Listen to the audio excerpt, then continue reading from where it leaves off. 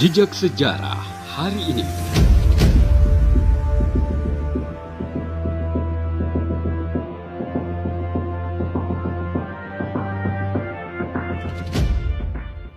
November 11 tahun 1946, perundingan Indonesia dan Belanda di Linggarjati, Jawa Barat dimulai. Perundingan ini pun kemudian dikenal dengan nama Perundingan Linggarjati atau Perundingan Cirebon. Perundingan antara Indonesia dan Belanda di Linggarjati ini pun kemudian menghasilkan persetujuan mengenai status kemerdekaan Indonesia.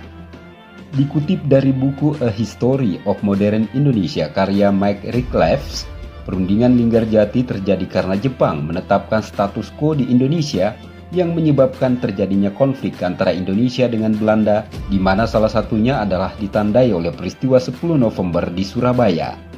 Perundingan Linggarjati ini adalah perjanjian resmi pertama yang dilakukan oleh pihak Belanda dan Indonesia setelah Bung Karno membacakan teks proklamasi pada 17 Agustus tahun 1945.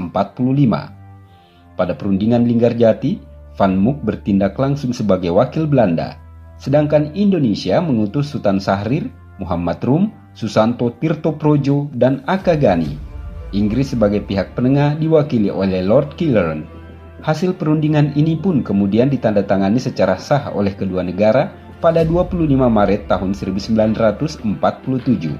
Perjanjian Linggarjati yang ditandatangani pada 25 Maret tahun 1947 tersebut menghasilkan beberapa poin dan pasal.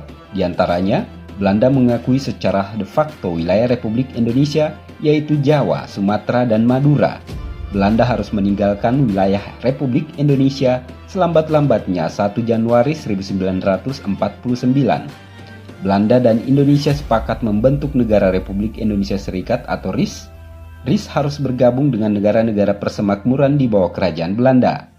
Meski sudah ditandatangani 4 bulan setelah itu, tepatnya 20 Juli tahun 1947, Belanda menyatakan tidak terikat lagi dengan perjanjian Linggarjati.